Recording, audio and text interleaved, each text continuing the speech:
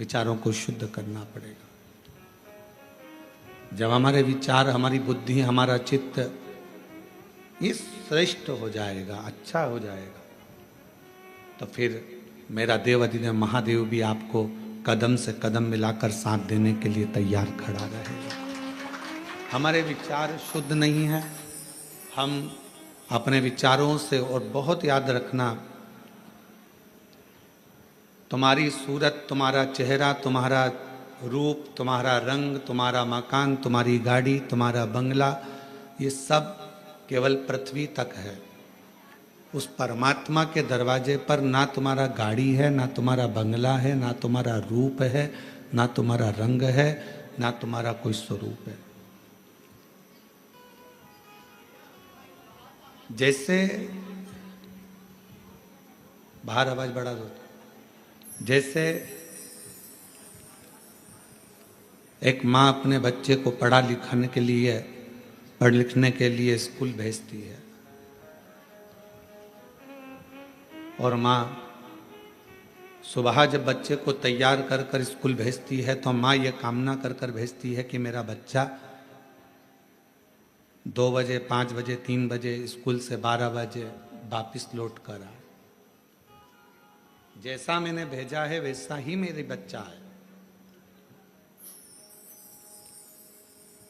जगत में कोई माँ ऐसी है जो अपने बच्चे को भेजती हो और मन में सोचती हो कि यह वापिस ना आए? प्रत्येक माँ जगत की अपने बच्चे को स्कूल भेजती है तो ये विचार कर कर भेजती है कि मेरा बच्चा वापिस लौट कर आए, और जैसा मैंने भेजा है वैसा कि वैसा ही मेरी औलाद, मेरी संतान वापिस आए। अब विचार करिएगा, माता पिता अपने बच्चे को भेजते हैं कि मेरा बच्चा स्कूल से जैसा है वैसा कि वैसा ही आए, उसी तरह परमात्मा भी, मेरा बाबा भोलेनाथ भी जब जन्म देता है, और जन्म देता है तो ये विचार कर कर भेजता है कि जितना पवित्र मैंने इसको संसार में भेजा है, मरने पर ये उतना पवित्र मेरे पास होगा। जितना पवित्र मैं इसको भेज रहा हूं, निर्मल मन से, हृदय से, चित्त से, अपने निर्मल स्वभाव से। एक बच्चा जब जन्म लेता है तो उसका स्वभाव कोई कपटी नहीं होता। एक बच्चा जब जन्म लेता है तो उसका स्वभाव कभी बेकार नहीं होता। एक बच्चा जब जन्म लेता है तो उसका स्वभाव कपटी नहीं होता, बेकार नहीं होता, वो छल करना नहीं जानता। बस जैसे परमात्मा ने एक बच्चे को जन्म दिया, उसका मन एकदम साफ है, शुद्ध है, उसके मन में कोई भेद नहीं है, उसके मन में कोई कपट नहीं है, उसके मन में कोई बेईमानी नहीं है, छल नहीं है। भगवान भी चाहता है जैसा मैंने तुझे भेजा स्कूल वैसा कि वैसा ही लौट कर आना, जैसा मैंने तुझे भेजा संसार में वैसा ही लौट कर मेरे पास आना, जैसा मैंने भेजा है तुझे। एक अविरल भक्ति के साथ संत, सती और भक्ति, कौन कौन है? 3, संत, सती और भक्ति। ये 3 अगर हमारे घर के अंदर इन 3 में से एक भी है, जरूरी नहीं कि कोई कपड़े बदल लेगा तो संत हो जाएगा, कोई माला पहन लेगा तो संत हो जाएगा, कोई जटा बढ़ाएगा तो संत हो जाएगा। संत का ये लक्षण नहीं है। संत का लक्षण है कि जहां रह रहा है, जिस स्थान पर रह रहा है, जहां वो है, वहां रहकर अविरल भक्ति को धारण करना। अविरल भक्ति, जहां वो निवास करे उस अविरल भक्ति को धारण करे। संत का लक्षण है संसार की बातों से, संसार की मोह माया से, संसार के सारी दुनिया के संसार के सुख से, भोग से दूर है वो संत।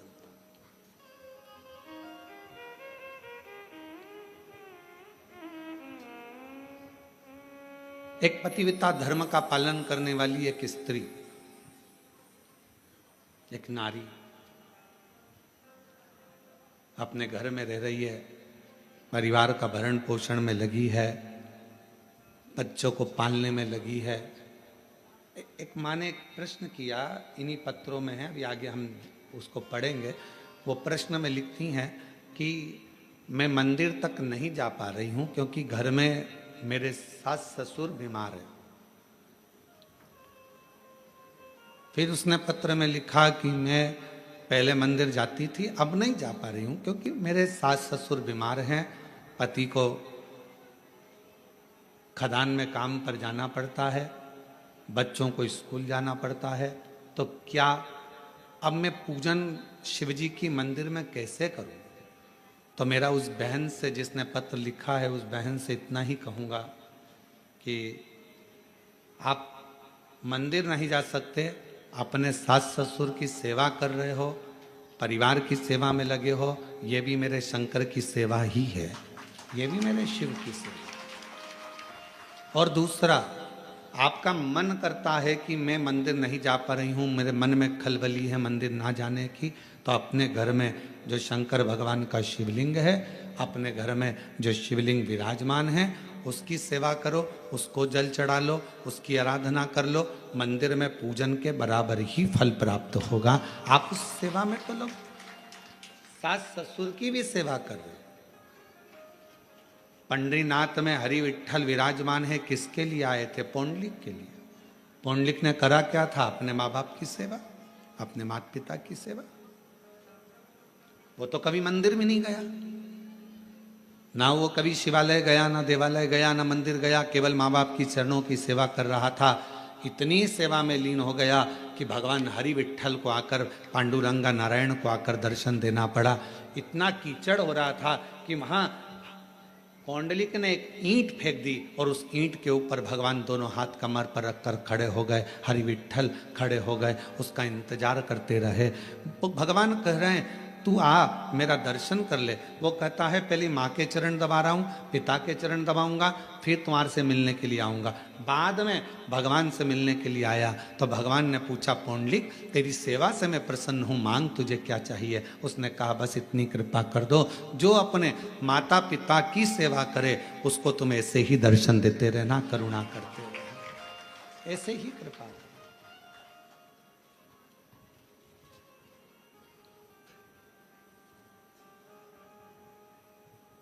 क्या करें हम?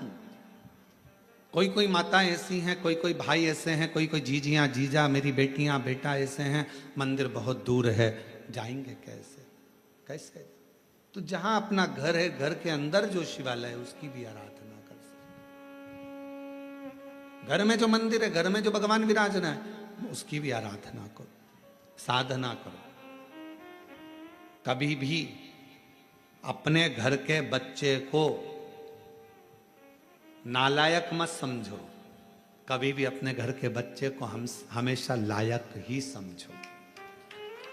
अपने घर का जो बेटा है, कई माताएं अपने बच्चे से कह देती तुझ में अकल नहीं है, तुझ में अकल नहीं है, तुझ में अकल नहीं है। कई माताएं कह देती हैं अपनी अपनी बातों में, वो देखो उसका पति बेचारा इतना कर लेता है, उसका पति वैसा कर लेता है, और तुम तो घर में पड़े रहते हो, तुम्हारे से तो कोई काम बनता नहीं है, ये जाते नहीं बनता, वो काम करते नहीं बनता। अपने घर में, अपने परिवार में ये ना देखा जाए कि कौन कमजोर है। ठीक है, कोई कोई बच्चा पढ़ने में होशियार रहता है, कोई कोई किसी कला में होशियार रहता है। मेरा भगवान किसी को कम तो नहीं रखता, भगवान सबको लेवल बराबर बनाकर रखता है।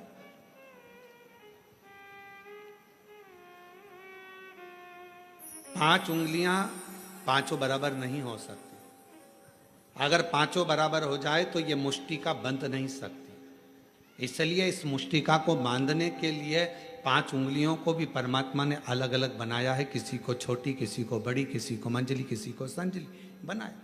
परमात्मा सबको, घर में पांच बहनें, आप भी होंगी, दो तीन बहनें तो होंगी, दो नहीं होंगी, तीन होगी, तीन नहीं होगी तो एक होगी, काका बाबा की मिला लो दो चार तो बहनें होगी। सबका रहने का तरीका अलग, सबका खाने का तरीका अलग, सबका बोलने का तरीका अलग, सबका व्यवहार अलग, सबके अपने अपने तरीके, अपना अपना व्यवहार है सबका, और सब अपने अपने व्यवहार से, सब अपने अपने तरीके से रह रहा है, सब अपने व्यवहार। अब कई माताएं कहती हैं कि हमारा वो जेठानी तो कभी मंदिर नहीं जाती, भगवान शंकर से प्रार्थना करो, जेठानी नहीं जा रही है तो मत जाने दो। कोई कोई ऐसा होता है जिस पे मेरे भगवान शंकर का प्रेम बहुत होता है, वही तो जाएगा ना। कोई कहे मेरी देवरानी नहीं जाती, मत जान दो, उसकी मर्जी। आप अपना कर्म करो, आप भगवान के मंदिर जाओ, आप शिवालय जाओ, शंकर जी की आराधना करो। घर में कई कई लोग ऐसे रहते हैं, पति से कहो तुम व्रत कर लो, पति नहीं करता, तो उसका मतलब ये थोड़ी ना है कि वो धर्मात्मा नहीं है। पति मंदिर नहीं जाता तो इसका मतलब ये थोड़ी ना कि वो धर्मात्मा नहीं है। बेटे मंदिर नहीं जा रहे तो इसका मतलब ये थोड़ी ना कि बेटे धर्मात्मा नहीं है। आप मंदिर जा रही हो ना, आप मंदिर जा रही हो तो आपके पुण्य का एक अंश आपके पति के खाते में जा रहा है और आपके पुण्य का एक अंश आपके बच्चों के खाते में जा रहा है। तो फिर क्यों सोचना मेरा पति मंदिर नहीं जाता गुरुजी, मेरा पति कथा में नहीं आता गुरुजी, मेरा पति ये नहीं करता गुरुजी, मेरा पति भगवान की कथा में नहीं जाता। मत जाने दो, तुम तो जा रही हो ना। मेरी सास दिन भर घर में रहती है, वो कथा नहीं सुनती गुरुजी, टीवी चालू रहती है तो भी उसका मन नहीं लगता। मत लगने दो, तुम टीवी तो चालू कर दियो ना, तुम्हारा तो लग रहा है ना। बस अपन हम सुधरेंगे युग सुधरेगा, हम सुधरेंगे युग, हम बदलेंगे युग बदलना किसको है? अपने आप को। जब हम बदलेंगे तो युग अपने आप बदल जाएगा। आपको देखकर एक ना एक दिन तुम्हारे घर में, एक ना एक दिन, तुम महीना 2 महीना कथा तो सुनो, एक आध दिन पति भी 5-10 मिनट टीवी के सामने बैठकर कथा सुन ही लेगा। तुम बदल कर देखो, वो भी बदलेगा। आप चाहती हो कि आपका बच्चा अच्छी पढ़ाई करे, तो आपको अपना मोबाइल पढ़ाई के समय पर, बच्चों को पढ़ाते समय अपना मोबाइल कहीं दूसरी जगह रख देना है, तब बच्चों को पढ़ाना है। मालूम पड़े बच्चों को लिखने को दे दिया, हाथ में तुम मोबाइल लेकर बैठ गई, बच्चा लिख रहा है, वो बच्चा कभी नहीं पढ़ पाएगा। उसका ध्यान अपनी मम्मी के मोबाइल में और मम्मी के ऊपर रहेगा। माँ जैसा करेगी बेटा वैसा करेगा। अपने मोबाइल को उठाकर तुमने रख दिया तो बच्चे को भी समझ में आ जाएगा मेरी मम्मी पढ़ाई को बहुत ज़्यादा मायना देती है, पढ़ाई के ऊपर प्रेशर देती है, इसलिए मुझे पढ़ाते समय मोबाइल हाथ में नहीं देती, मतलब मुझे पढ़ना है। फिर बच्चा पढ़ना प्रारंभ करेगा। माताएं हाथ में मोबाइल है, बच्चे से कहती पढ़, लिख लिख, A for apple, B for ball, जल्दी लिख। लिख रहा है? हाँ मम्मी। क्या क्या लिखा? A for apple, B for ball, ठीक है, C for cat, अभी तक नहीं लिखा, बैठा है इतनी देर से। अर्थात तुम्हारे मोबाइल चलाने से तुम्हारे बच्चे पर प्रभाव पड़ा, तुम्हारा ध्यान मोबाइल में था, बच्चे का ध्यान तुम पर था, तो वो लिख नहीं पाया। जब पूरा एकाग्र चित्त लगाकर अपने बच्चे को पढ़ाओगे तो वो बच्चा अपने आप पढ़ना प्रारंभ करेगा, दिल लगाना प्रारंभ करेगा, मन लगाना प्रारंभ करेगा।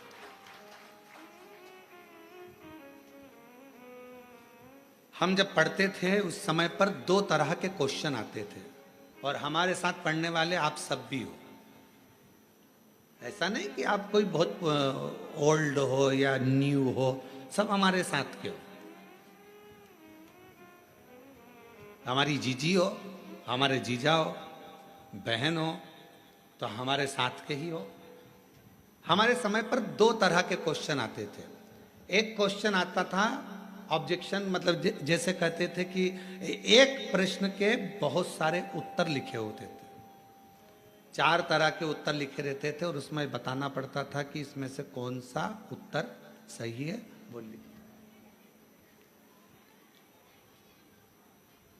और दूसरा 10 नंबर का, 3 नंबर का, 4 नंबर का, 5 नंबर का, 15 नंबर का, और कोई कोई क्वेश्चन निबंध लगभग 20 नंबर या 19 नंबर का जाता था। अब समझदार कौन कहलाता था? जो छोटे छोटे जो क्वेश्चन है, छोटे छोटे क्वेश्चन है कि एक प्रश्न दे दिया, मटके में पानी है, गिलास है, मटका है, गगरा है, बाल्टी है, 4 ऑप्शंस दिए, उसमें से एक सिलेक्ट करना है।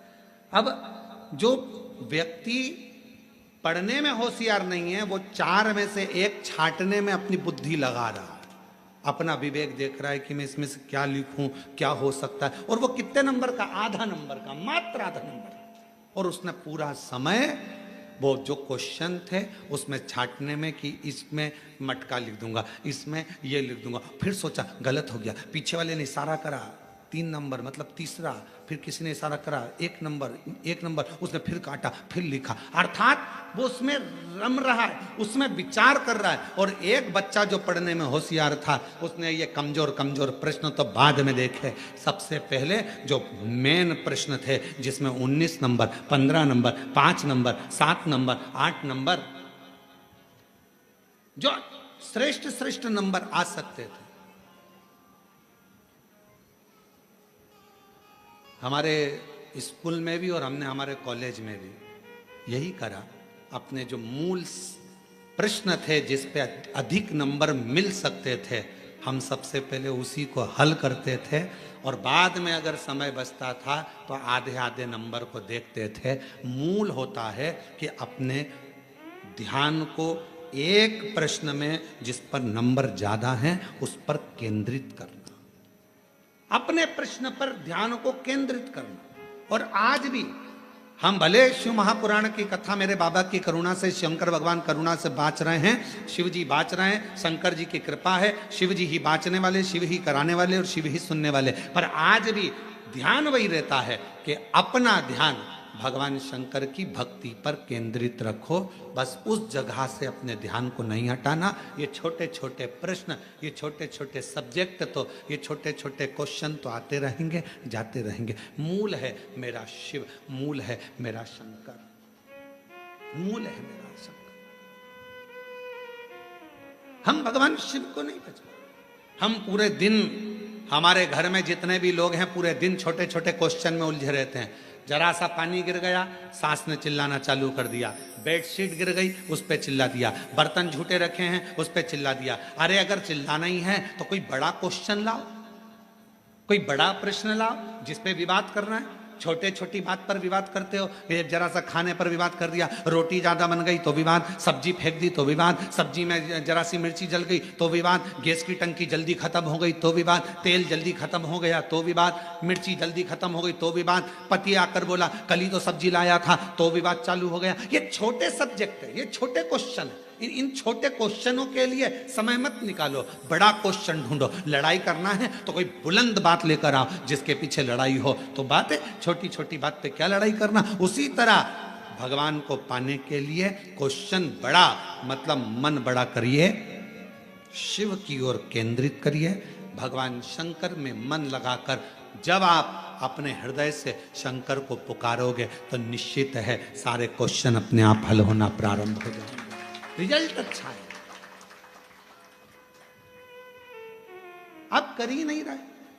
अपना केंद्र बिंदु आपने शिव को बनाया कहाँ है? आपने और हमने अपने केंद्र बिंदु को शंकर को नहीं बना पाए। अपने आप को हम शंकर से जोड़ नहीं पा रहे। हम केवल वस्तुओं से जोड़ रहे हैं, केवल वस्तुओं से। किसी ने कहा अभी मुहूर्त अच्छा नहीं है, मंदिर नहीं जाना चाहिए। फिर किसी ने कहा अभी काल घड़ी चल रही है, अभी ये काम मत करना। और मालूम पड़े श्वास अभी चल रही है और बाद में निकल गई तो कौन सा भरोसा? कैसे केंद्र करें? शंकर भगवान का एक नाम काल अधिपति महाकाल है। सबकी घड़ी बदल देता है, सबका समय बदल देता है, सबका चक्र बदल देता है, सबका काल बदल देता है। उसको महाकाल कहते हैं। अगर कोई कहे ये समय अच्छा नहीं, वो समय अच्छा नहीं, मेरे महाकाल बाबा का नाम लो और कदम आगे बढ़ाते चल जाओ, अपने आप सफलता मिलना प्रारंभ हो जाए। बोल बम का नारा है, महाकाल का नाम लो और आगे बढ़ते चले जाओ, शिव का नाम लो आगे बढ़ते चले जाओ, शंकर का नाम लो आगे बढ़ते चले जाओ। कैसे नहीं होगा? शिव को केंद्रित करो।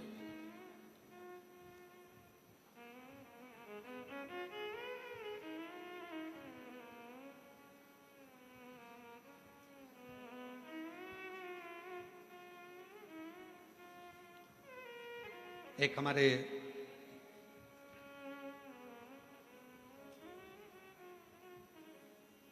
भूतड़ा परिवार है हैदराबाद में, श्री रामनिवास ब्रजगोपाल जी भूतड़ा। एक बार वो मिलने के लिए आए और उन्होंने कहा, गुरुजी बहुत मन है हैदराबाद में शिव महापुराण की कथा हो, पर व्यवस्था कैसे हो? इतना भीड़ आता है, इतना पब्लिक आता है, इतना भाग्यनगर में कथा होना और इतना भीड़। हमने कहा, भूतड़ा जी क्यों चिंता करते हो? बाबा पर भरोसा रखना, माता पिता पर भरोसा रखना, उनके आशीर्वाद पर भरोसा रखना, तो जिंदगी में ऐसा नहीं कि आप शिव महापुराण की कथा नहीं करवा पाओगे, जरूर करवा पाओगे। और यहाँ पर भी बैठे हैं यजमान परिवार, हमारे को रोज लेकर आते हैं। उन्होंने कहा, गुरुजी साहू परिवार है, एक वो अग्रवाल परिवार है, और ये लोग कहे हमने सोचा था केवल कि कभी जजमान बनेंगे। अब इसके लिए आपको शर्मा जी को धन्यवाद देना चाहिए कि हमने सोचा था केवल कि हम जजमान बनेंगे, पर बाबा की कृपा ऐसी हुई गुरुदेव कि आज कोरबा में हम जजमान पद ग्रहण कर लिए। ये शिव की उदार, ये शंकर की पद, ये शिव की उदार। और बाबा की ऐसी कृपा हुई कि हैदराबाद में भी भाग्यनगर वालों के भाग्य खुल गए, और 13 से 17 अगस्त तक 5 दिवसीय शिव महापुराण की कथा तेलंगाना हैदराबाद भाग्यनगर में होगी। और पूरे हैदराबाद वालों को बहुत बहुत बधाई, पूरे भाग्यनगर वाले हैदराबाद वासियों को बधाई। और वो कथा फाइन कैंप कंपनी वाले श्री भूतड़ा जी उस कथा का आयोजन करा रहे हैं, उसके लिए उनको साधुवाद बहुत बहुत। और संपूर्ण हैदराबाद वासियों को ये गौरव होना चाहिए कि बाबा की कथा आपके क्षेत्र में हो रही है। आगे बढ़कर सेवा, आगे बढ़कर बाबा की भक्ति करो, खूब सेवा करो, जितना बन सके उतनी सेवा करो। अगस्त में कथा मिली है 5 दिन की, 13 से 17 अगस्त तक 5 दिवसीय हैदराबाद वासियों शिव कथा। भगवान ओघड़दानी का चरित्र, आप अपना ध्यान केंद्रित करो भगवान शिव के प्रति। ये ना सोचिए कि मैं मंदिर नहीं जाती, मुझे भगवान नहीं मिलेंगे, मैं ये कर्म नहीं करती, भगवान मुझे नहीं मिलेगा। आप हृदय से निर्मल मन सो मोहि पावा, और मोहि छल छिद्र कपट ना भावा। आप हृदय से भगवान को पुकारो। और मैंने तेरे ही भरोसे बाबा, तेरे ही भरोसे हवा बिच उड़ती जावांगी, बाबा डोर हत्तो छठी नाम कटी जावांगी। भोले मैं तेरी पतंग, शंभो मैं तेरी पतंग, हवा बिच उड़ती जावांगी, बाबा डोर हत्तो छठी नाम कटी। भोले मैं बाबा से अपने हृदय की बात, अपने मन की बात शिव को समर्पित करिए। जब हम अच्छा सोचेंगे अच्छा मिलेगा, अच्छा कर्म करेंगे अच्छा प्राप्त होगा। संत, सती, और तीसरे नंबर पर भक्ति। 3 है जो हमारे घर का भी कल्याण कर रहे हैं, परिवार का भी कल्याण कर रहे हैं, हमारे मोहल्ले का भी कल्याण कर रहे हैं, हमारी कॉलोनी का भी कल्याण कर रहे हैं, हमारी सोसाइटी का भी कल्याण कर रहे हैं, और हमारे क्षेत्र का भी कल्याण कर रहे हैं। शिव महापुराण में अगर कभी पढ़ें या लिंग महापुराण का अध्ययन करें तो लिंग पुराण में एक बात मिलती है, जिस कॉलोनी, जिस गांव, जिस नगर, जिस ग्राम में शंकर भगवान का शिवलिंग, जिस सोसाइटी में, कॉलोनी में, गांव में, नगर में नहीं होता, शिव महापुराण की कथा और लिंग पुराण की कथा कहती है कि वहां का विकास होना बहुत कठिन हो जाता है। उसी तरह घर के अंदर भी अगर छोटा सा शिवलिंग है, एक छोटा सा शिवलिंग भी अगर आपके घर के अंदर है तो वो आपको तरक्की की ओर लेकर जाएगा।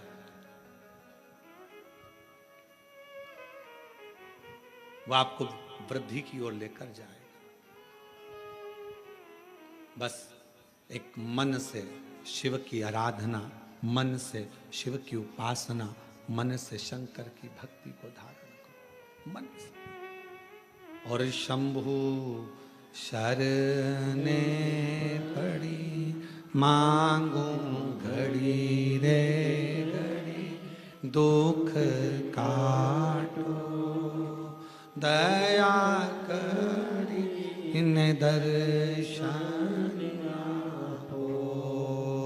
शंभु शरणे पड़ी मांगू घड़ी रे घड़ी, दुख काटो दया करी दर्शन। शिव महापुराण की कथा कहती है, अच्छा विचार, अच्छी सोच, अच्छा कर्म, अच्छा क्रम, यह हमारे जीवन को एक आनंद देता। देखिए जरा कथा में माँ जगत जननी अम्बा माँ, माता पार्वती जी आज अपने स्नान के लिए जाती हैं। तन पर उपटन लगा और तन पर उपटन लगा हुआ है, पूरा शरीर उपटन से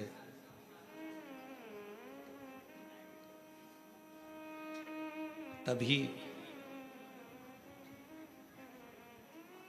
मां एक कंदरा के अंदर, एक गुफा के अंदर, मां एक कंदरा के अंदर, गुफा के अंदर मां जगत जननी दुर्गा भवानी माता पार्वती स्नान के लिए गई। कंदरा के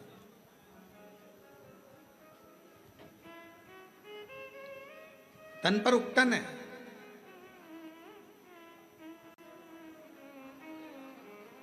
और सखियों ने उस उपटन को निकाला।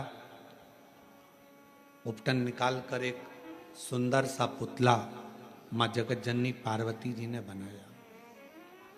थोड़ा ध्यान देना, फिर निवेदन करेंगे। आज कथा की शिवरात्रि है, अर्चन बहुत रहेगी, पर ध्यान लगाकर कथा को सुनना। 7 दिन की कथा में सबसे मूलता का दिन छठा होता है, बहुत ध्यान दीजिए, सावधानी पूर्वक श्रवण करिए।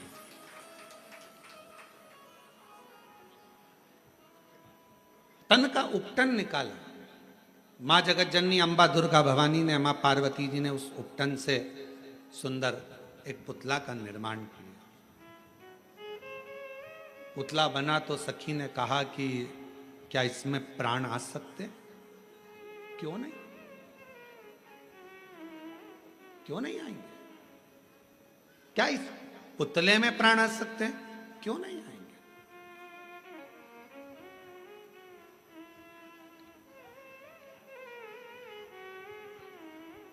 इसमें प्राण आने में दिक्कत क्या है?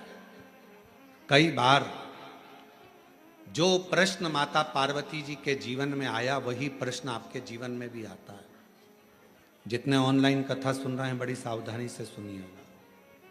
जो प्रश्न माता पार्वती जी के सम्मुख में आया, क्या इस पुतले में प्राण आ सकते हैं?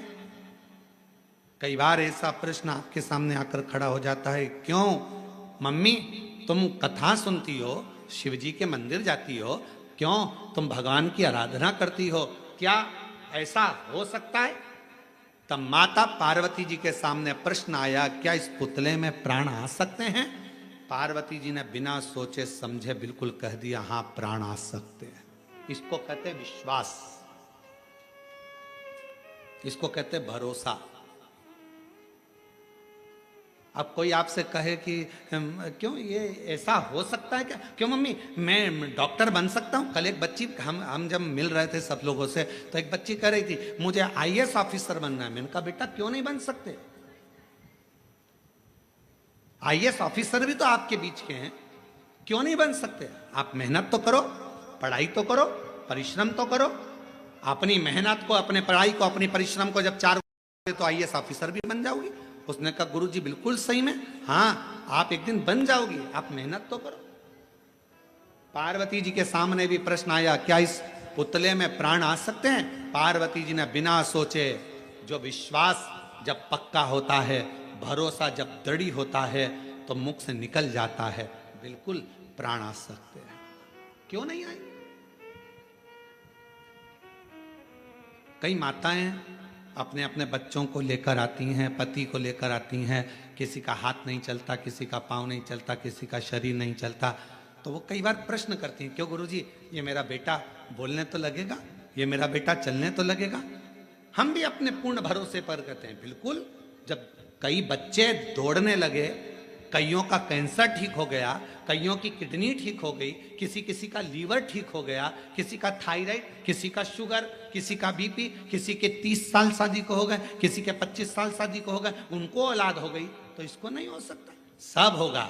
विश्वास अगर पक्का है तो गूंगा भी बोलता है, विश्वास यदि पक्का है तो बहरा भी सुनता है, विश्वास यदि पक्का है तो लंगड़ा भी चलता है, और विश्वास यदि पक्का है तो लूला भी काम करता नजर आता है।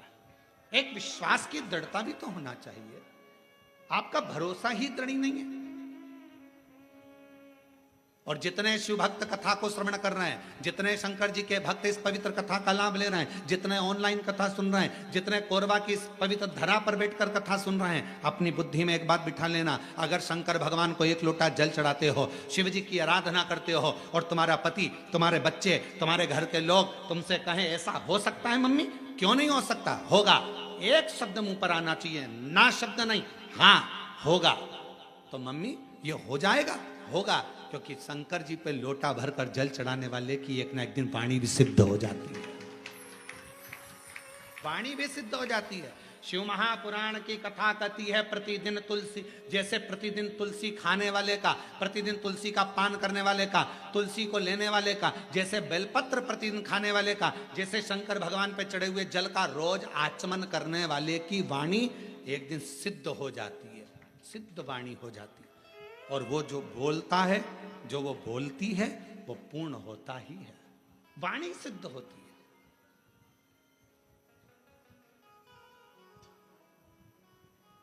क्यों नहीं होगा? तुम्हारे मुख से अगर बच्चे पूछे मम्मी ऐसा हो जाएगा, होगा, क्यों नहीं होगा? पति कहे बहुत कर्जा हो गया है, चूक नहीं रहा, बहुत मेहनत कर रहे हैं, पत्नी का शब्द होना चाहिए, होगा। मेरा विश्वास कहता है, मेरा एक लोटा जल कहता है कि एक दिन पूरा कर्जा चूकेगा और हम सब अच्छे से भोजन करेंगे। ये हमारा मन कर, ये हम कर, ये मेरा विश्वास कहता है। और शंभु शरणे पड़ी मांगू घड़ी रे घड़ी, दुख काटो दया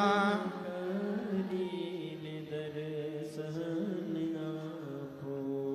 ओ शंभु शरणे पड़ी मांगू घड़ी दुख काटो दया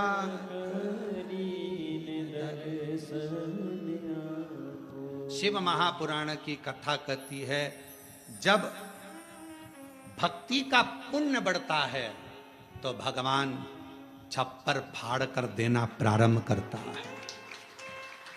भक्ति का पुण्य बढ़ता है तब भगवान छप्पर फाड़ कर देना प्रारंभ करता है, और जब व्यक्ति का पाप बढ़ता है तो भगवान थप्पड़ मार कर लेना प्रारंभ करता है।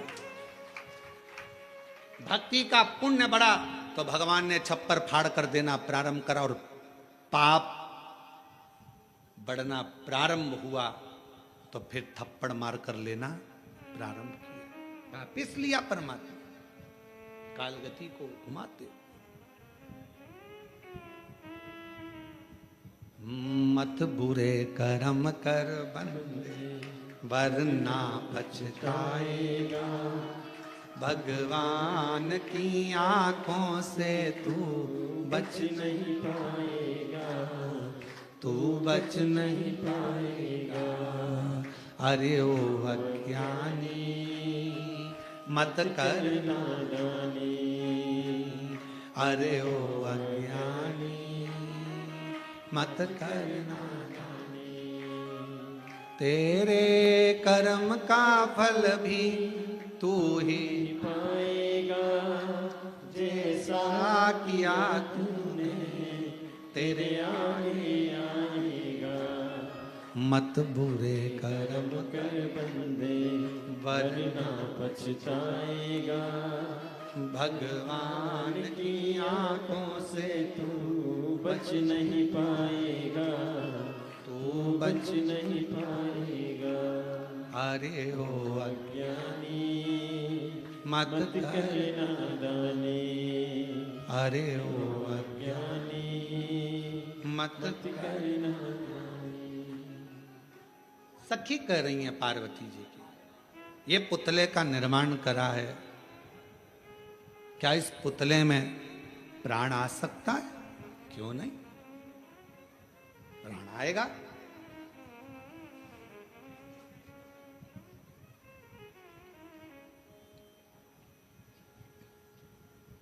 पुतले में प्राण आएगा। सही में? हां, पार्वती जी ने हाथ जोड़े, विश्वास पक्का है। मन चंगा तो कठोते में गंगा। मन चंगा होना चाहिए।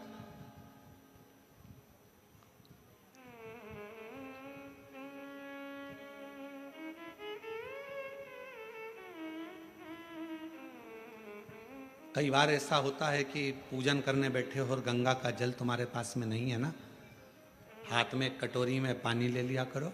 हर हर गंगे हर हर गंगे हर हर गंगे हर हर गंगे हर हर गंगे हर हर गंगे काशी विश्वनाथ शंभे हर हर गंगे। गंगा का आह्वान करा करो, गंगा मैया गंगा मैया गंगा मैया, याद करो, याद। पहले के समय में एक बात कहते थे, थोड़ी सी भी वो हिचकी चलती थी, तुरंत कह देते बेटी याद कर रही है, माँ याद कर रही है, भाई याद कर रहा है। हिचकी चलने पर हाथ में कटोरी में जल लो और गंगा का आह्वान करो, हर हर गंगे हर हर गंगे हर हर गंगे हर हर गंगे हर हर गंगे काशी विश्वनाथ शंभे हर हर गंगे।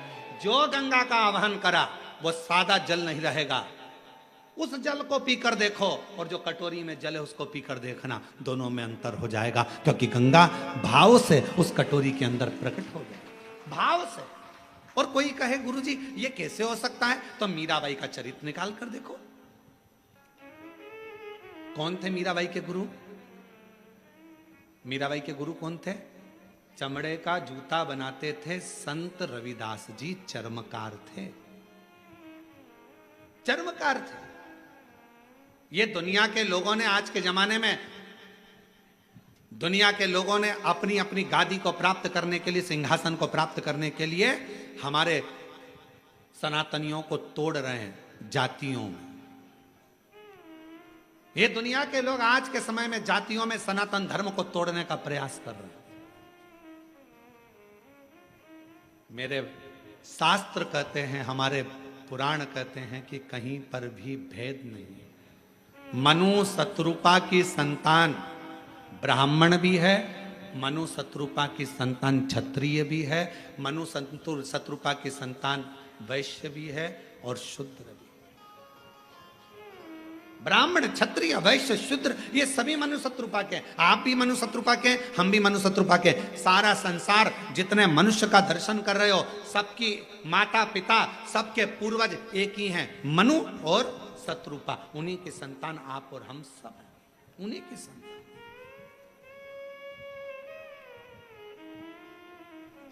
अब जब मनु शत्रुपा की संतान आप और हम सभी हैं, तो फिर ये भेद कहां से आ गया? फिर यह भेद कहां से आ गया?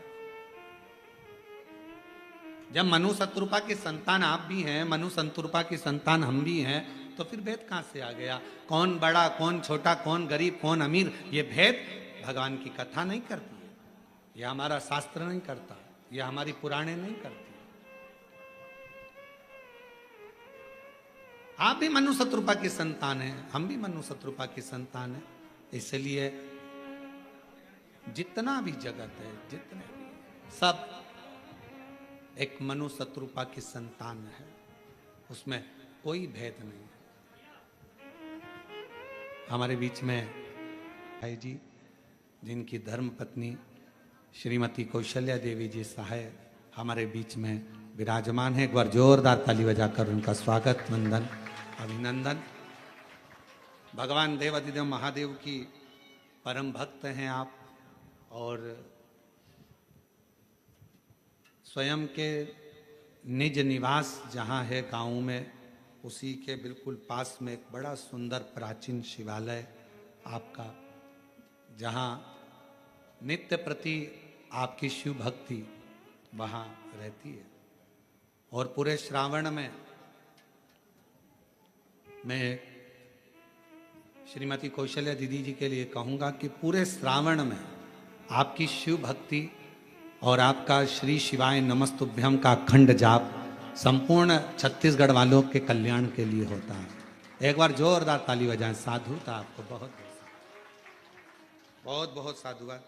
शिव तत्व कह रहा है, भगवान शंकर की कथा कर रहा है।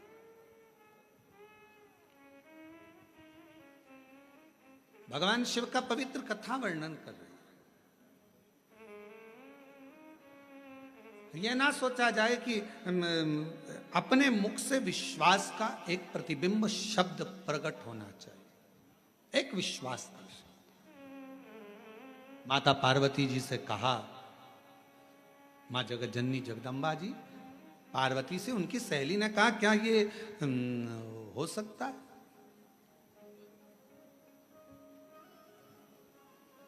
कहा, क्या ये पुतले में प्राण आ सकते हैं? क्या इस पुतले में प्राण आ सकते हैं? पार्वती जी के मुख से शब्द निकला, हां, पुतले में भी प्राण आ सकते हैं, पुतले में भी प्राण।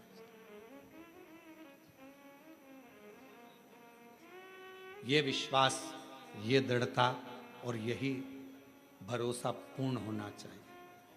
शंकर भगवान पर जल चढ़ाने वाले व्यक्ति का सबसे मूल है उसका विश्वास, उसका भरोसा।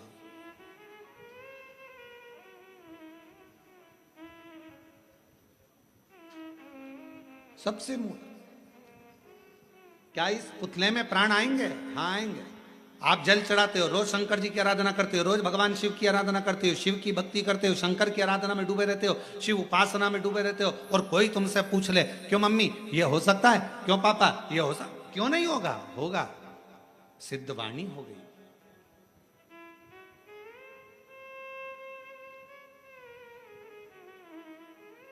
क्यों नहीं हो सकता?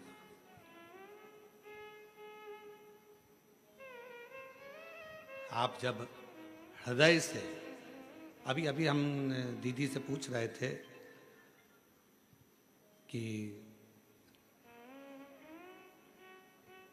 श्रीमती कौशल्या देवी सहाय जी दीदी से हम पूछ रहे थे कि स्वास्थ्य तो ठीक है, तो मुस्कुराकर बोली कि थोड़ा बीच में गड़बड़ हो रहा है पर ठीक है। अब हम कहेंगे कि स्वास्थ्य बीच में गड़बड़ होने पर भी आप अगर शंकर जी की कथा में आई हो तो ये शिव की ही कृपा है, आपको जो खींच कर बुलाई। ये शंकर की ही उदारता, शिव की उपासना। नहीं तो बड़ा कठिन होता है महाराज। और अभी हम बीच में कोई हमको वीडियो दिखाए थे आशीष की, वहाँ भिलाई में भी जो कथा हो रही है, वहाँ का भूमि पूजन में दीदी शंकर जी का अभिषेक कर रही थी बड़ा भाव से, बहुत आनंद में। तो ये शिव के सिवाय कोई नहीं कर सकता। इतने आप लोग बाहर बैठे हो, धूप पड़ रही है, कहीं पानी है, कहीं कीचड़ है, कहीं कुछ है, और उसके बाद भी आपका मन, यहाँ हॉल में जितने लोग बैठे हैं, बीच बीच में लाइट ट्रिप मार रही है, एसी बंद, कूलर बंद, पंखे बंद, गर्मी भी तेज लगती है, तो थोड़ा मन में आता है बाहर जाऊं क्या, फिर मन में आता है नहीं थोड़ी देर में चालू हो जाएगी, है? थोड़ी देर में आती है, अभी वापिस आई है। तो ये इतनी आपकी शिव भक्ति की अटलता है, यही शिव भक्ति। तो कहा सहेली ने, सखी बोली, क्या ये इसमें प्राण आ सकते हैं? क्यों नहीं आएंगे? शिव के सम्मुख में कोई शब्द ऐसा नहीं है जिसमें ना हो। ना शब्द का संबोधन शंकर की आराधना में है ही। गिर गया तो हमने उनसे कहा नहीं नहीं, बाबा ने बड़ी कृपा करी। हम रुद्राक्ष गिरा वो घासों में, कमरे में जाकर हमने फिर झटकारा, झटकार कर दूसरा कान का पहना और झटकार कर धोती वोती सब झटकार झुटकुर के आके कि भाई रुद्राक्ष गिर गया कान का, कोई बात नहीं, जाने दो।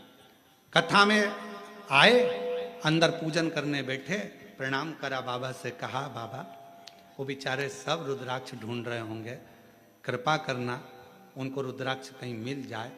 ऐसे प्रणाम करा, जहाँ गणेश जी की पूजन हो रही है वहीं पर रखा हुआ रुद्राक्ष पुनः प्राप्त हो गया, वही रुद्राक्ष मिल गया।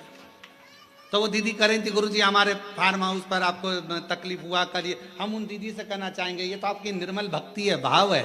आप सोचे ना, बाबा है वो कुबेर भंडारी, कहीं खुआता है और कहीं दिलाता है। इसलिए हमने पार्षद जी से कहा तुमने जो सेवा करी है उसका फल इतना सही नहीं रहेगा, तुम्हारी सेवा का फल तुम्हें आगे तक मिलेगा और शिव जी खुद देंगे। भगवान हो घरदानी दो। शंकर भगवान के मंदिर में करी सेवा, शिव जी की कथा में करी सेवा, शंकर की उपासना में करी सेवा, शिव भक्तों के लिए करी गई सेवा कभी खाली नहीं जाती, कभी खाली नहीं जाती, वो फल मिलता है। और मेरे भोले तेरा सहारा है, मेरे भोले तेरा सहारा है, मेरी नैया का तू किनारा है, मेरी नैया का तू किनारा है। जैसा हर पल हर घड़ी आप शंकर को जल चढ़ाने वाला ये विचार करे कि शंकर मेरे साथ में है, शिव जी मेरे पल पल साथ दे रहे हैं, तो शंकर आपके साथ हर पल हर घड़ी हर क्षण शिव आपके साथ होंगे, हर पल शिव आपके करीब में होंगे, यदि आपने विचार कर लिया कि शिव मेरे साथ। एक कितना सुंदर चरित्र है लंकापति रावण का।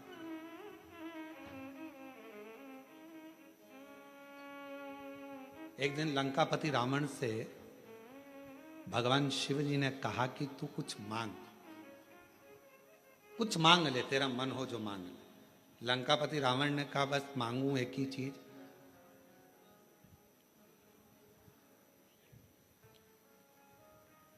जब तक मैं लंका में हूं आपके शिवलिंग की मैं आराधना करूं, उस समय मेरी पूजा को स्वीकार करने के लिए आपको कैलाश छोड़कर आना पड़ेगा और मेरी पूजा को स्वीकार करना पड़ेगा। मेरी पूजा को आपको स्वीकार करना है।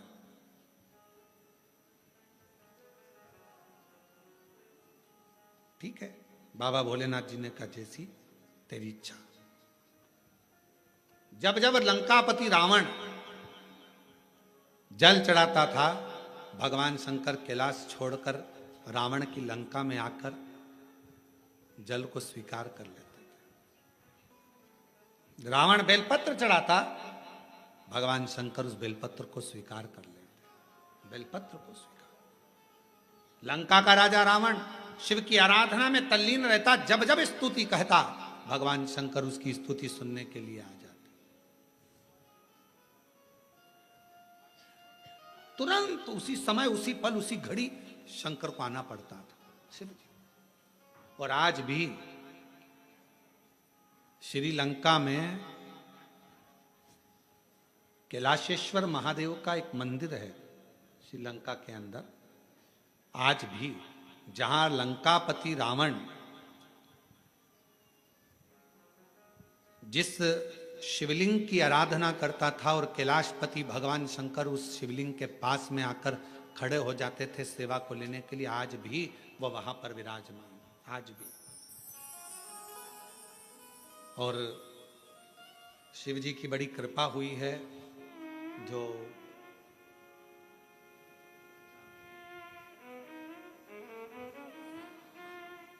भास्कर गुरुद्वारा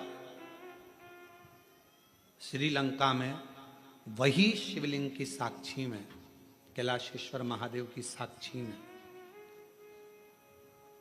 भास्कर गुरुद्वारा श्रीलंका में 4 नवंबर से 8 नवंबर तक शिव महापुराण की कथा 5 दिन श्रवण करने का सौभाग्य मिला। दैनिक भास्कर ग्रुप इस दिव्य और भव्य आयोजन को श्रीलंका में रहने वाले भारतीयों के लिए और शंकर भगवान के अविरल भक्तों के लिए भास्कर ग्रुप उसे करा रहा।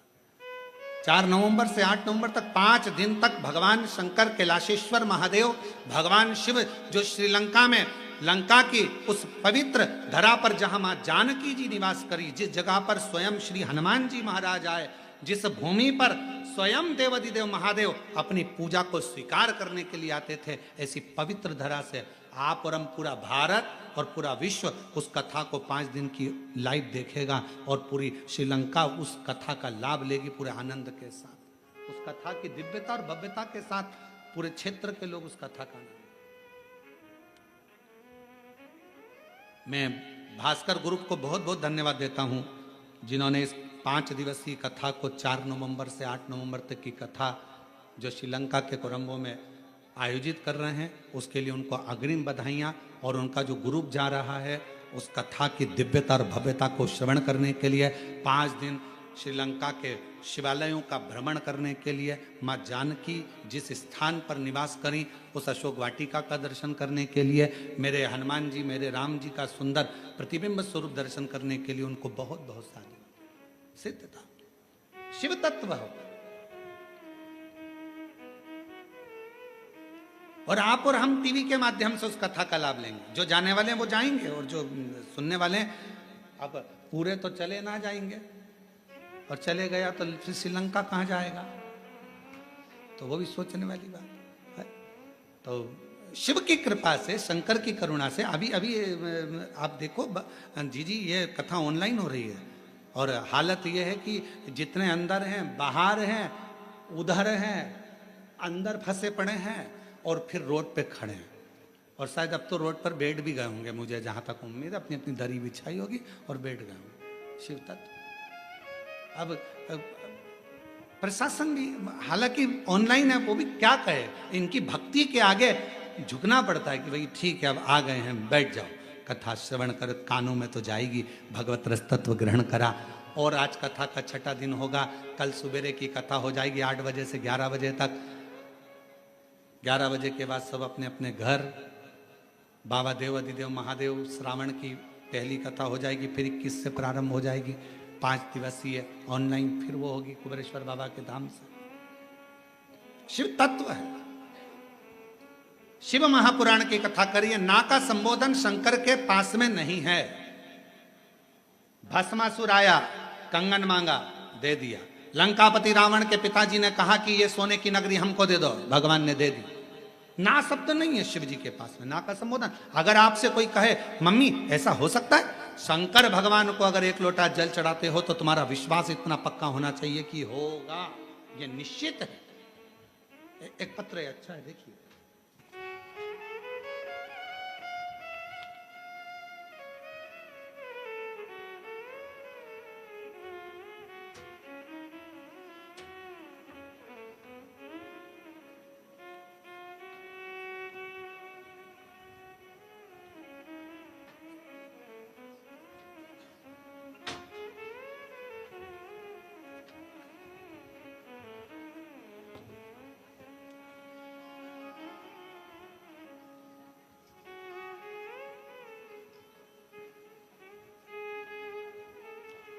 मेरा नाम दिव्यानी वर्मा है, पति स्वर्गीय शेर सिंह वर्मा है।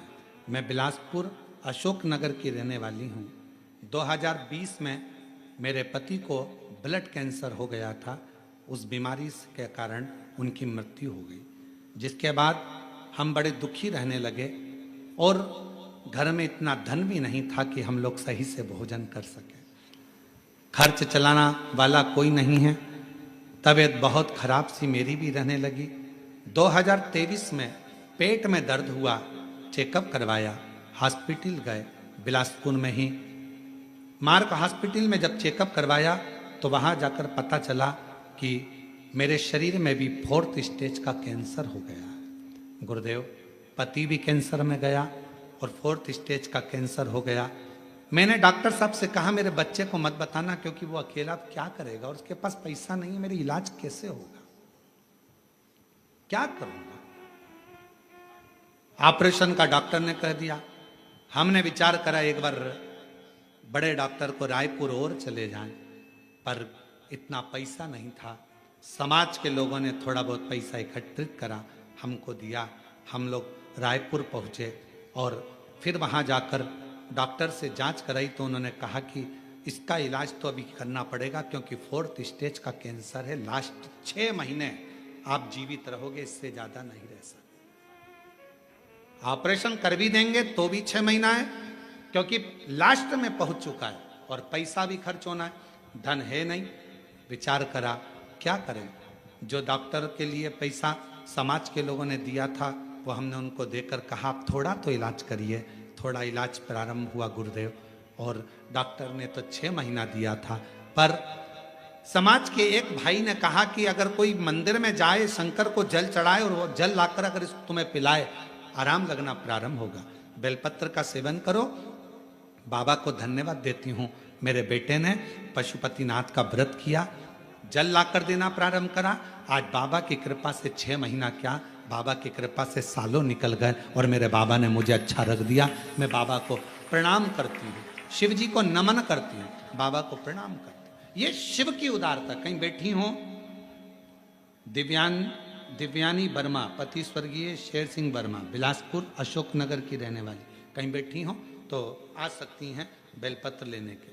शिव शिव है, शंकर शंकर है, ओ गणदानी ओ गणदानी।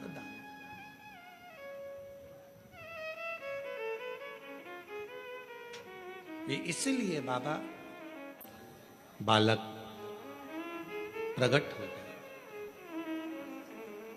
दुनिया का ऐसा कोई दुख नहीं, ऐसी कोई तकलीफ नहीं, ऐसा कोई कष्ट नहीं और ऐसा कोई रोग नहीं जिसको आपका विश्वास समाप्त ना कर सकता।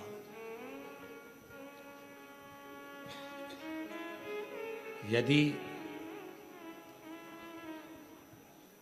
आपका विश्वास अगर पक्का है तो दुनिया में ऐसी कोई तकलीफ नहीं जो समाप्त नहीं हो। दुख मिटेगा ये निश्चित है। भगवान देवादिदेव महादेव ने एक बार नंदी को संवाद करते हुए कहा था, हे नंदी, मौसम और मनुष्य ये दोनों कलिकाल में बहुत जल्दी बदलते हैं। कलयुग में कब बारिश में इतनी तपन हो जाए, बारिश में गर्मी पड़ जाए, कब ठंड में पानी गिर जाए, कब गर्मी में ठंड पड़ जाए, मौसम का और मनुष्य का कोई ठिकाना नहीं, कोई ठिकाना। इसलिए बड़ा सावधान होकर जीवन जिए। मौसम कब बिगड़ेगा, सावधानी। इसलिए आपको हमेशा कथा में एक बात कहते आए हैं, अपने बिछाने का साधन, छाता, पानी की 2 बॉटल अपने साथ लेकर चला करो। कब मौसम कैसा होगा कोई भरोसा नहीं।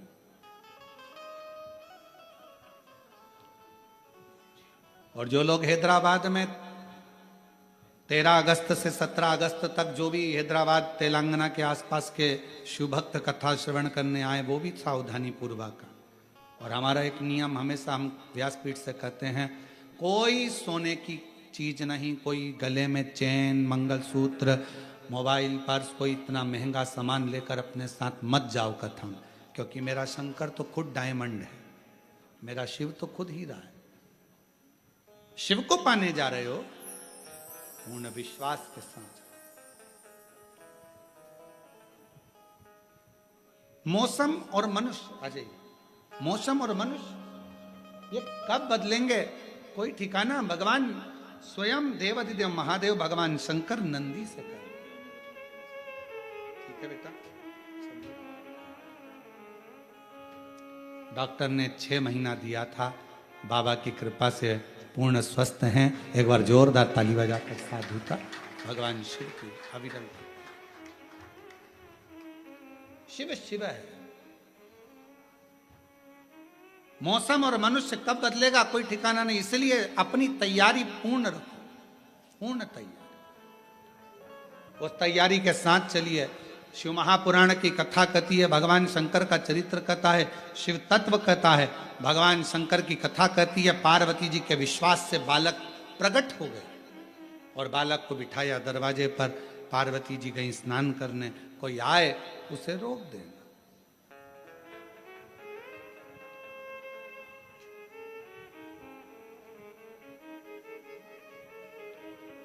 भगवान देवाधिदेव महादेव का आगमन हुआ।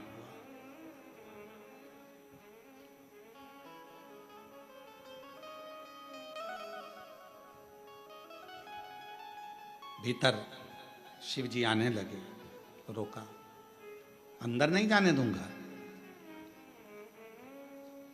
और कितना, कभी कभी ऐसा नहीं कि ज्ञान केवल व्यासपीठ से ही प्राप्त हो, कभी कभी ज्ञान अपने घर में रहने वाले सदस्यों से भी प्राप्त हो सकता है। अपने घर में जो परिवार के सदस्य रहते हैं, कभी कभी वो भी ज्ञान दे जाते हैं। एक बार हम कुबेरेश्वर धाम पर, बाबा के धाम पर बैठे हुए थे और साइड में एक परिवार के लोग आए होंगे पूजन करने के लिए। तो परिवार वालों ने कहा अपनी ट्रेन शाम की है, अपन अभी भीड़ हो रही है, बाद में अपन पूजन कर लेंगे। एक माता उसमें से थी, वो माता कहने लगी नहीं नहीं नहीं, शाम को जल्दी रहेगी, ट्रेन का टाइम रहेगा, पूजन अभी करो। सबने पूजन सवेरे के टाइम कर ली, फ्री हुए, चल दिए। कितना सुंदर ज्ञान की बात हुई कि ट्रेन का टाइम होगा तब पूजन अच्छे से नहीं हो पाएगी। उसी तरह शिव महापुराण की कथा कहती है, बचपन, जवानी, अधेड़ी, बुढ़ापा, इन अवस्था में कब व्यक्ति को जाने का समय आ जाए, इसलिए भजन हर पल, हर घड़ी, हर क्षण करते रहना चाहिए। भरोसा क्या, ट्रेन का टाइम होगा, इतनी जल्दी जल्दी पूजन नहीं हो पाएगी। ट्रेन का टाइम होगा, भगवान की आराधना नहीं कर पाएंगे। ट्रेन का टाइम होगा, हम शिव की आराधना नहीं कर पाएंगे, भगवान की आराधना नहीं कर पाएंगे। तो थोड़ा जल्दी करो, अर्थात समय का क्या भरोसा है। बचपन खेल में खोया, जवानी नींद भर सोया, बुढ़ापा देख कर रोया, सिराने मौत हंसती है। बचपन खेल में खो दिया, जवानी भोग और विलास में निकल गई, अधेड़ी कमाने में निकल गई। बचा कुचा था बुढ़ापा, वो रोते रोते निकल गए।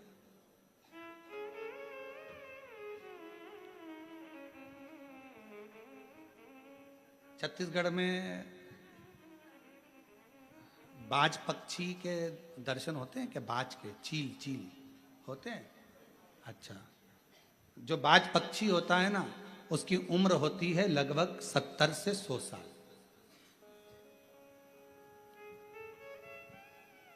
कितने साल का होता है? उसकी पूरी उम्र होती है 100 साल। बाज पक्षी की, चील की उम्र होती है। पर 40 वर्ष की अवस्था जब बाज पक्षी की आती है तो उसके जो शरीर है, कंधे हैं, पंख हैं, वो काम करना बंद कर देते हैं। 40 वर्ष की अवस्था जब बाज पक्षी की होती है, चील की होती है, उसकी चोंच काम करना बंद कर देती है, उसके नख काम करना बंद कर देते हैं, उसका पंख उड़ना बंद कर देता है। क्यों? 40 वर्ष की आयु में बाज पक्षी के मरने की तड़फन जैसी उम्र हो जाती है कि वो 40 वर्ष की आयु में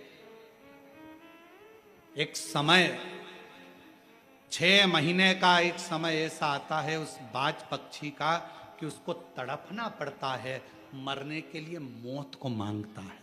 मौत। 2 चीजें रहती है बाज पक्षी के पास में 40 वर्ष की उम्र के बाद, या तो वो मर जाए या संघर्ष कर कर आगे, जम के बोलो, आगे बढ़ जाए। 40 वर्ष की अवस्था में बाज पक्षी के पास 2 चीजें रहती है, या तो वो मर जाए या फिर आगे बढ़ जाए। तो जो समझदार पक्षी होता है वो घुट घुट कर मरने की जगह एक ऊंचे कहीं पहाड़ पर जाता है, जंगल में जाकर अपनी चोंच को पत्थरों से घिस घिस कर, पत्थरों पर टोच टोच कर चोंच को तोड़ देता है। दर्द तो वैसे भी होना है मरने का उसको, क्योंकि वो जब शरीर के सारे अंग बेकार हो जाएंगे तो तड़फेगा तड़फेगा, मरेगा, सड़ेगा। तो उसने सोचा कि क्यों ना चोंच तोड़ दो, चोंच तोड़ देता। फिर वो बाज पक्षी अपने हाथों से अपने पंखों को नोच नोच कर तोड़ देता है। फिर वो पक्षी अपने नखूनों को पत्थर से तोड़कर तोड़ देता है। केवल हड्डी का ढांचा रह जाता है, आंखों से केवल देखता रहता है, शरीर पर कोई पंख नहीं रहता, मांस का लोथड़ा रहता है। शरीर इतना बेकार हो जाता है, तड़पता है, मौत जैसा तड़पन होती है, तड़प। पर आखिरी में वो हिम्मत करता है। 6 महीने निकल जाते हैं, नए पंख फिर आ जाते हैं, फिर नखून आ जाते हैं, फिर चोंच काम करना प्रारंभ कर देती है, फिर वो ऊंचा उड़ने लगता है, फिर वो शिकार करने लगता है। उसके हृदय का व्हील पावर, उसका बल उसको पुनः जीवित कर देता है, पुनः जीवित। अब कई लोग ऐसे किसी से बात करो तो कहते हैं अरे गुरुजी अब तो उम्र हो गई। हमने पूछा कितनी हो गई तुम्हारी, तो कहा गुरुजी अब तो 50-55 60 के हो गए, और 60 आने वाला है, अब तो बुढ़ापा आने वाला है। हम कहें तो क्या करोगे? बाज पक्षी से सीखना चाहिए। 40 50 60 60 कितना मर रहा है, तड़प रहा है, तो भी मौत के करीब जाने पर भी हिम्मत नहीं हार रहा है। कई लोग कहते हैं अरे गुरुजी बहुत परेशान हो गए संसार से, अब तो मर जाएं तो अच्छा, हम क्या मरना ही हर चीज का हल है? बच्चे कहते हैं पढ़ाई में, एक बच्चे ने पत्र लिखा, जरा क्या कब देगा, कैसे देगा? मेरे ओ घरदानी, मेरे शंकर भगवान, मेरे त्रिकालदर्शी, मेरे कैलाशी, मेरे भगवान, नित्य कृपा करने वाले सामने भगवान शंकर हैं, शीश कटने का बारी है, त्रिशूल उठा लिया, मेरे मार्ग से हट जा, मेरे मार्ग से हटो, हटते नहीं। आखिरी में मेरे शंकर भगवान ने त्रिशूल उठाकर शीश काट दिया। विनायक का शीश कटा, वो शीश मां जगत जननी की गोद में जाकर गिरा। मां क्रोध में लाल हो गई, मेरे पुत्र को, मैंने इसको पुत्र वश, भले पुतला था उसमें प्राण तो मैंने दिए हैं, ये तो मेरी संतान है। यहां सिद्ध करा गया है, जब हम 23 जुलाई को पार्थिव शिवलिंग का पूजन करेंगे, आप और हम, पूरा भारत, पूरा देश, पूरा विश्व पार्थिव शिवलिंग की पूजन शाम को 7 बजे मिट्टी का शिवलिंग बनाकर जब हम अपने घर में करेंगे, दुनिया की दृष्टि में यह रहेगा कि यह पार्थिव शिवलिंग है, मिट्टी का शिवलिंग है। परशु महापुराण की कथा कहती है, जब भगवान का आवाहन कर कर, ध्यान कर कर, पंचाक्षर मंत्र नमः शिवाय कहकर, षडाक्षर मंत्र ओम नमः शिवाय कहकर, श्री शिवाय नमस्तुभ्यम कहकर जब हम पार्थिव लिंग का निर्माण करते हैं, तो केवल वो पार्थिव लिंग नहीं रह जाता, वो सहस्त्रेश्वर शिवलिंग हो जाता है। शंकर भगवान स्वयं उसमें आकर विराजमान हो जाते हैं, स्वयं शिव बैठ।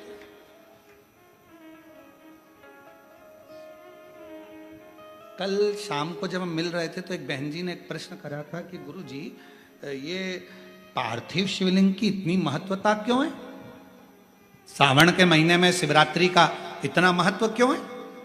श्रावण के महीने की शिवरात्रि की इतनी महत्वता, और वो भी पार्थिव शिवलिंग के पूजन, पूरा देश करता है ऑनलाइन पूजन, इतनी महत्वता क्यों? हम निवेदन करना चाहेंगे, श्रावण के महीने में शिवरात्रि के दिन जब हम पार्थिव शिवलिंग बनाते हैं, मिट्टी जो होती है ना, वो धूल होती है, कण कण कण कण, बहुत बारीक बारीक कण होते हैं उसमें, बहुत बारीक बारीक कण। जब हम सबको जोड़कर एक शिवलिंग बना देते हैं, उसमें करोड़ों करोड़ों कण मिट्टी के होते हैं जिनको हम जोड़ते हैं, और एक एक कण में मेरे शंकर का वासा होता है। जब हम करोड़ों कण को एक साथ जोड़कर सावन की शिवरात्रि के दिन पूजन करते हैं तो केवल एक शिवलिंग की पूजन नहीं मानी जाती, करोड़ों शिवालयों की पूजन एक साथ हो जाती है। करोड़ों शिवलिंग की पूजन, ना जाने कितने असंख्य शिवलिंग ऐसे होते हैं। पूरी पृथ्वी भगवान शंकर के शिवलिंगों से भरी पड़ी है, भगवान शंकर के शिवालय से भरी पड़ी है। पृथ्वी को कहीं से भी खोद कर देखोगे, उसमें कोई मूर्ति मिले ना मिले, पर मेरे शंकर भगवान का कंकर, मेरा शंकर उसमें से जरूर प्रकट होगा, क्योंकि पूरा ब्रह्मांड शिव का था, शंकर का। ये बाकी के सारी मूर्तियां तो बाद में बनी है, पहले तो केवल एक ही था, देव अधिदेव महादेव। पहले तो एक ही थे, फिर धीरे धीरे जब त्रेता आया, फिर द्वापर आया, ये सारी मूर्तियों का निर्माण फिर बाद में धीरे धीरे होता, पर प्रथम में तो मेरा शंकर केवल एक भगवान शंकर का शिवलिंग ही पूरी दुनिया में था। शंकर भगवान का शिवलिंग ही पूजा जाता था, इसके सिवाय भगवान शंकर के शिवलिंग की ही आराधना होती थी। शंकर भगवान का, क्योंकि पूरे ब्रह्मांड में कहीं पर भी खोद लो शिवालय मिलेगा ही, शंकर मिलेगा ही। कुबेरेश्वर धाम की इतनी महत्वता क्यों है? क्यों वहां पर कंकर शंकर की पूजन होती है? क्यों लोग दूर से भी अगर शंकर भगवान का याद कर लेते हैं, कंकर शंकर की भूमि का स्मरण कर लेते हैं, तो उसे फल मिल जाता है? आखिर कुबेरेश्वर बाबा की भूमि की इतनी महत्वता कंकर शंकर की क्यों? क्योंकि वहां एक वो बड़ा जो शिवलिंग आपको दिखता है ना, बहुत बड़ा शिवलिंग नहीं नजर आता, एक बहुत बड़ा शिवलिंग बना हुआ नजर आता है, उसी के नीचे बाबा का एक छोटा शिवलिंग पूर्व का जो प्राचीन है, अब तो अंदर जाने नहीं देते जगह, क्योंकि छोटा सा मंदिर था, कहां तक उसको संभाले, प्राचीन था उसी, वही कंकर शंकर की, उसी के। और वहां का कंकर, जिस भूमि पर सर्प ही सर्प रहते थे, कोई उधर साइड जाता नहीं था, कंकर शंकर के रूप में वहां का एक भी कंकर यदि आपके हाथ में है, आप उसकी आराधना कर रहे हो, वो आपको फल प्रदान करता ही है। उसको कंकर शंकर की धरा कुबेरेश्वर धाम कहते हैं। 12 ज्योतिर्लिंग का मध्य बिंदु, नित्य आनंद कराने। और आज लाखों लोग प्रतिदिन कावड़ चढ़ा रहे हैं। 6 अगस्त को आप और हम भी कावड़ चढ़ाएंगे बाबा के धाम में। सबको हमारी तरफ से निमंत्रण है, पधारो। सुबह 9 बजे कावड़ चढ़ाने के लिए प्रदोष के दिन बाबा की कावड़ सीहोर से भरेंगे और कुबेरेश्वर धाम चलेंगे 11 किलोमीटर। बोल बम बोल बम बोल बम बोलते कामना कर, स्मरण कर, क्या ना दे शिव।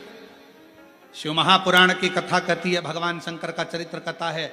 माँ जगत जननी दुर्गा भवानी के सामने शीशा गया। सखी ने कहा, ये जिस पुतले को तुमने बनाया था, जिसको प्राण दिए थे, उसके प्राण छूट गए। भगवान पार्वती जी कहती है, अब उसको पुतला मत कहो। शिवलिंग का निर्माण हो जाए, निर्माण करने के बाद जब पूजन चालू हो जाए तो उसको केवल मट्टी का एक पुतला या मट्टी का एक प्रतिबिंब ना कहना, वो तो मेरा शंकर है, मेरा शंभू है। जब हम 23 जुलाई को पूजन करें शाम 7 बजे, तो ये भाव प्रकट करें कि वो मेरा शिव है, मेरा ओघड़ी है, मेरा शंभू है, मेरा शंभू।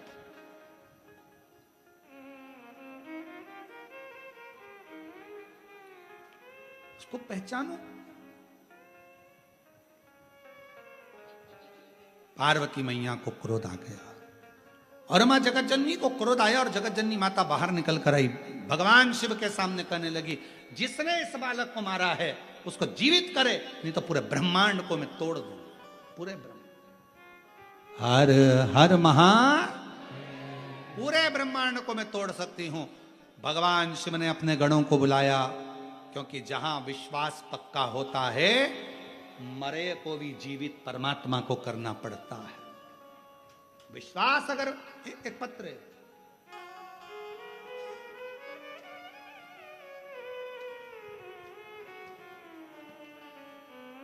शिव की करुणा है, उसकी उदारता है कि लुटा दिया भंडार काशी वाले, कर दिया माला माल,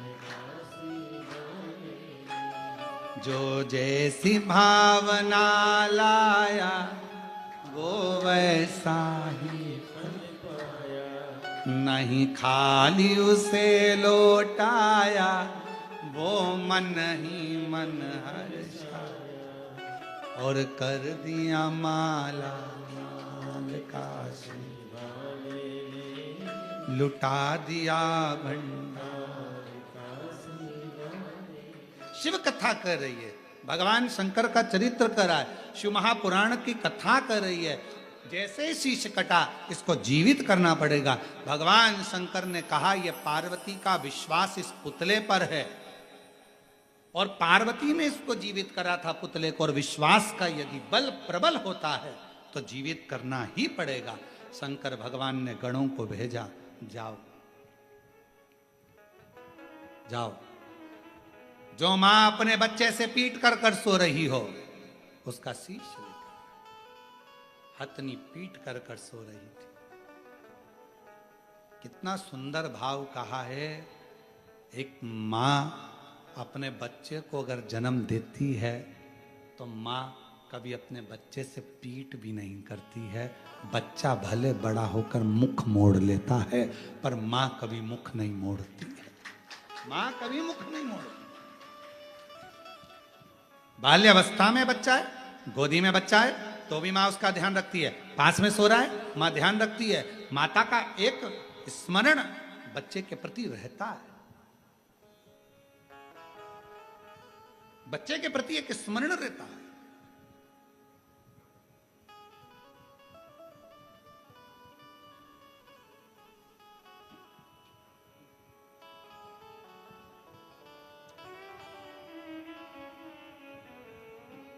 महाराज, शिव महापुराण की कथा में जैसे वर्णन आता है कि मन चंगा कठोते में गंगा, जैसे मीराबाई के गुरु संत रविदास जी हैं, और उन रविदास जी के पास मीराबाई जब एक बार गई और मीराबाई ने जाकर कहा, गुरुदेव चलो, मैं गंगा के घाट पर, तुम मेरे गुरु हो, तुम्हारा झोपड़ा बना देती हूँ, कुटिया बना देती हूँ। संत रविदास जी ने मना कर दिया, मीरा मैं गंगा के घाट क्यों जाऊं, गंगा मेरे पास आती है। कहां है गंगा? जिस बर्तन में चमड़ा धो रहे थे संत रविदास जी, उसी में हाथ जोड़कर कह दिया, गंगा मैया मुझे प्यास लगी है, जल दे दो। चमड़े के धोने वाले बर्तन में से सोने का कलश निकला, हीरे जड़ी हुई चूड़ी का हाथ निकला, गंगा जी ने पानी दिया, जल पिया। रविदास जी ने कहा, मीरा ले ये जल तुम भी पी कर देखो, ये गंगा ने दिया है। मीरा ने चरण पकड़ लिए, गुरुदेव अगर सच्चा गुरु होना तो कठोते में भी गंगा को ला सकता है, और नहीं तो पूरी जिंदगी गंगा को ढूंढा करते हैं, पूरा जीवन ढूंढते हैं। मन की पवित्रता रखो, मन की शुद्धता रखो। अगर मन पक्का है, विश्वास पक्का है, और विश्वास की अगर दृढ़ता है, तो भगवान विनायक को भी भगवान शंकर जी जाओ लेकर आओ। गए, चकित भय सुनकर कैलाशी, करूं जीवित में अविनाशी। गणों से यूं बोले वाणी, शीघ्र ही लाओ कोई प्राणी। जिसे भी पैदा तुम पाओ, मनुष्य या पशु हो ले आओ। तुरंत बन जाए शीश गज लाए, दिया जुड़वाए। खुशी की माने सुत धन की, गजानंद असुर निकंदन। आरती गिरजानंदन की, गजानंद असुर निकंदन।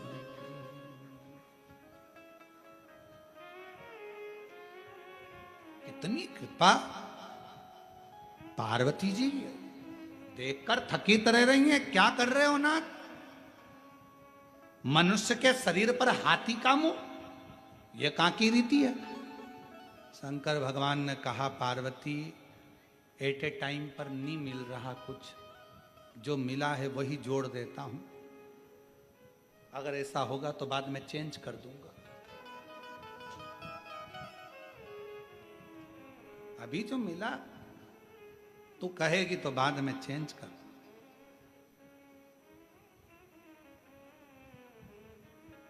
दुनिया के लोग कहते हैं कि हमारे देश ने सबसे पहली प्लास्टिक सर्जरी हमारे देश ने करी। और लोगों ने ताली पीटी।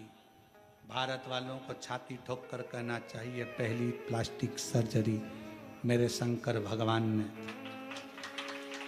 सबसे पहले करी थी अपने ससुर की। काय का सिर लगाया था? बकरे का। और दूसरे नंबर पर करी थी अपने पुत्र श्री गणेश जी महाराज की, हाथी का लगाया।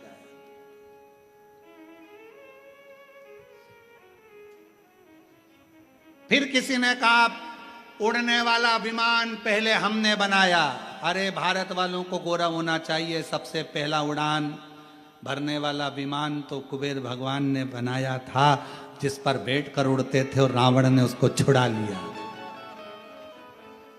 फिर कहा हमारे यहाँ की नारी ने पहली बार विदेश यात्रा करी। अरे पहली विदेश यात्रा तो मां जानकी जी ने श्रीलंका की कर ली थी। कहाँ की बात कर?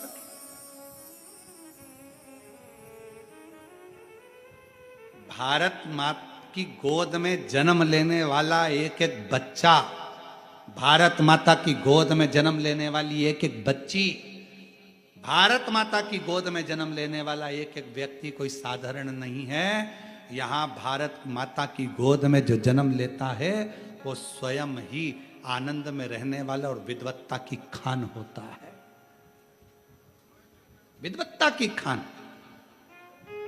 अमेरिका में कोई मरा उसको एक्सपायर कहते हैं, जापान में मरा एक्सपायर, डेड बॉडी, मर गया। पर भारत में अगर कहीं का बेवड़ा भी मर जाता है तो उसको स्वर्गवासी कहते हैं। स्वर्गवासी। अगर कितना मदिरा पीता था, कितना गलत काम करता था, बेकार से बेकार काम करा, तो भी उसके नाम के आगे लिखाया स्वर्गवासी।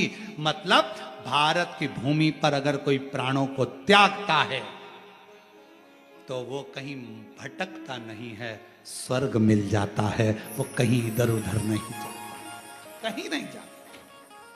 ये भारत माता की गोद है, भारत भूमि है। जीवित करा भगवान श्री गणेश जी महाराज को।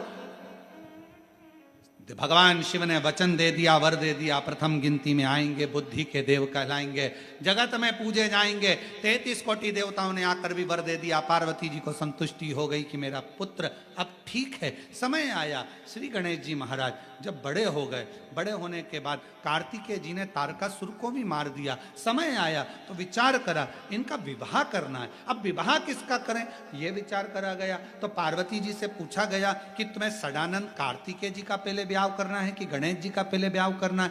माँ इतनी चतुर होती है, ये देख लेती है जिसका धंधा पानी कम हो, जो दिखने में थोड़ा सा कमजोर हो, पहले इसकी शादी कर देते हैं। बाकी का जो नौकरी में लगा हुआ है, अच्छी जॉब कर रहा है, देखने का भी हैंडसम है, उसको तो लड़की कोई भी दे देगा। अब सदानंद कार्तिकेय और गणेश जी में पार्वती जी से पूछा गया कि इन दोनों में विवाह किसका करना है, बताओ। तो पार्वती जी ने कहा सबसे पहले मैं गणेश जी का शादी करूंगी, गणेश जी की शादी। क्योंकि गणेश जी सबसे ज्यादा उद्यमी काम करते थे। इनको कह दिया था सबके घर में मंगल कार्य के लिए प्रथम निमंत्रण इन्हीं को दिया जाएगा। इनको जो भी शादी में बुलाता था, उनके घर के शादी के कपड़े उनके चूहे काट के आ जाते थे। तो गणेश जी का विवाह पहले करा जाए, लड़की ढूंढी जाए। देव ऋषि नारद को बुलावा भेजा भगवान शंकर जी ने। पार्वती जी ने पूछा नारद जी को क्यों बुलाया, कि लड़की ढूंढेगा। इतने में पार्वती जी बोली इसको तो खुद नहीं मिली, इनको तो खुद नहीं मिली है, ये कहां से ढूंढेंगे। पार्वती जी से शिव जी ने कहा नहीं नहीं ढूंढेंगे। नारद जी जाओ मेरे बेटे के लिए लड़की ढूंढो, शादी करना है। ढूंढने गए, प्रजापति विश्वरूप जी की सुंदर कन्या थी, बड़ी सुंदर कन्या, 2 थी। नारद जी ने कहा कन्या का विवाह करना है, हाँ।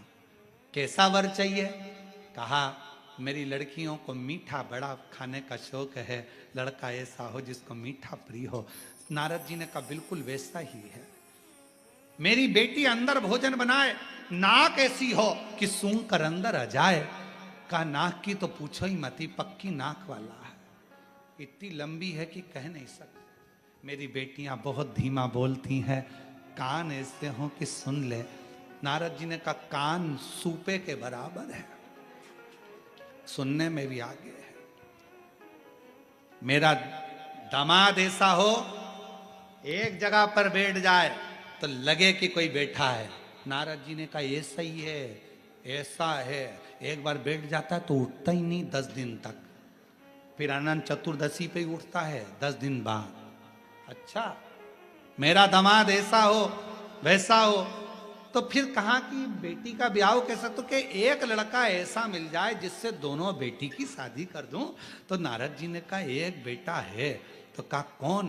तो कहा शंकर जी के पुत्र। कौन? गणेश जी। हाँ, रिद्धि सिद्धि से पूछना पड़ेगा, उनको राजी है? रिद्धि सिद्धि से पूछा तुम ब्याह को राजी हो? कहा ठीक है, आन दो बारात। और जो गणेश जी की बारात चली महाराज, इतने चूहे, इतने चूहे, इतने चूहे सब दूर भरा गए। बारात बाद में खाती, जो भोजन बना था वो सब चूहे खा गए। बड़े आश्चर्य में पड़ गए। पहुंचे, मंगल विवाह हुआ, सुंदर। भगवान श्री गणेश जी महाराज की शादी हो रही है, मंगल विवाह हुआ है। सभी को भगवान गणेश जी के विवाह की बहुत बहुत बधाई हो। कल कथा सुबह 8 बजे से 11 बजे तक रहेगी। भाव से कथा का लाभ लेंगे और अपने जीवन को धन्य बनाएंगे। 21 जुलाई से 25 जुलाई तक ऑनलाइन शिव महापुराण की कथा बाबा के धाम से, सीहोर से ही होगी। और 30 जुलाई से 5 अगस्त तक शिव महापुराण की कथा भिलाई जयंती स्टेडियम बोलबम समिति भिलाई में होगी, जो 5 अगस्त तक चलेगी।